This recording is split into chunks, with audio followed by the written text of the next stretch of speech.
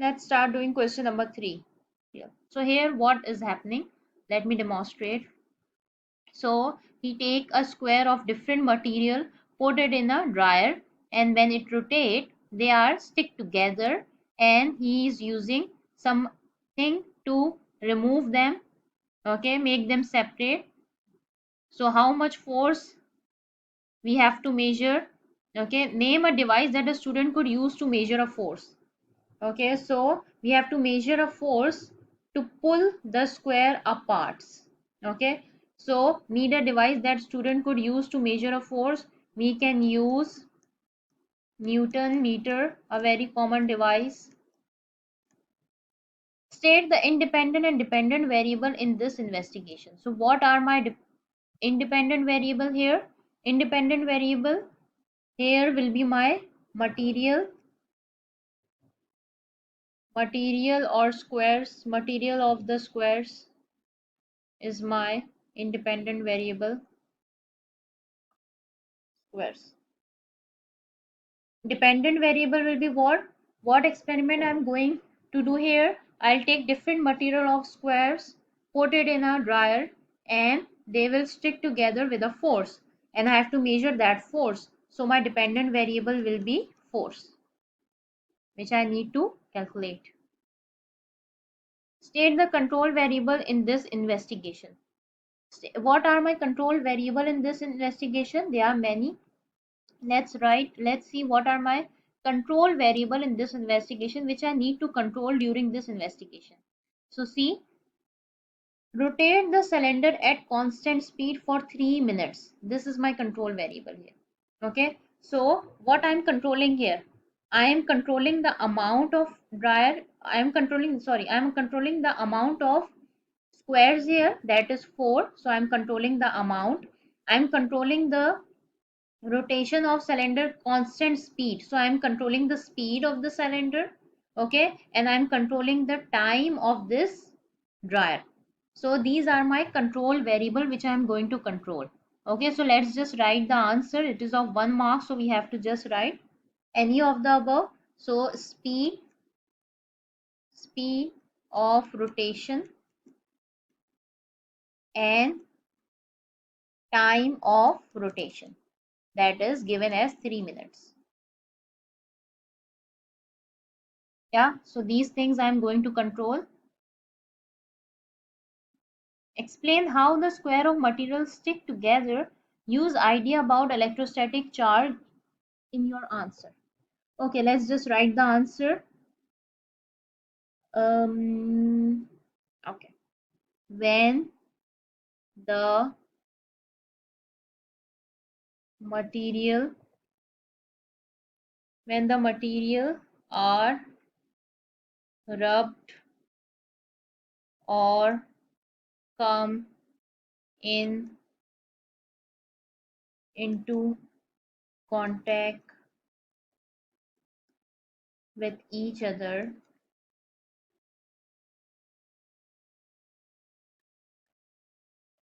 electrons may transfer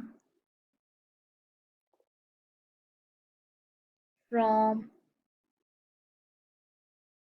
one material to another. This transfer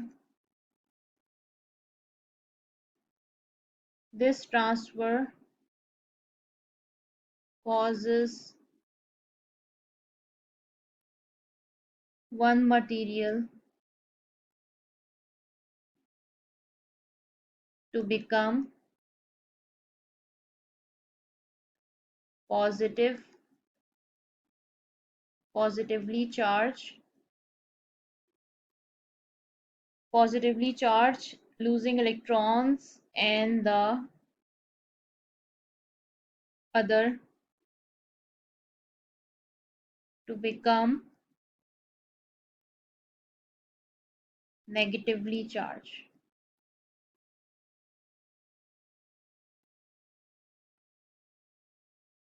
This electrostatic attraction cause the square to stick together. When the material are rubbed or come into contact with each other, electrons may transfer from one material to another. This transfer causes one material to become positively charged and the other to become negatively charged. This electrostatic attraction causes the square to stick together.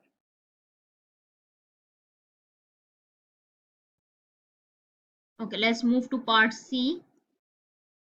The table shows some of the student results.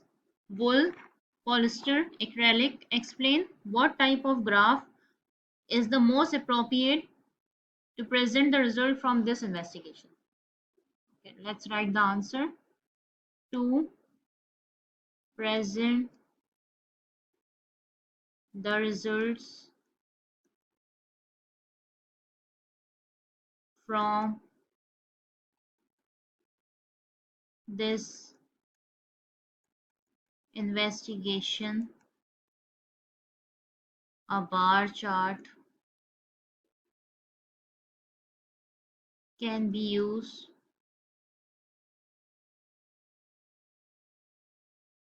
in which we can label the material and specifies the force. Okay, let me draw a example bar chart here. Okay, so let's take this as wood, wool. Okay, acrylic,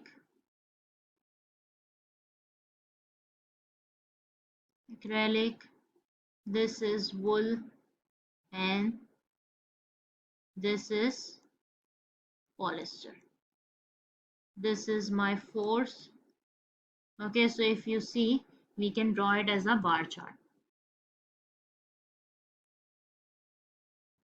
Let's do part D. State the formula linking charge, current and time. So what is the formula? Q is equals to I times E. That is my charge is equals to current times time. When the squares of material are pulled apart, there is a small spark. The current is given. So I is given 4.3 into 10 exponent minus 6 amp, and the time is given 2.3 into 10 exponent minus 3 seconds. So we have to figure out what is the charge in coulombs. So Q is equals to I times T.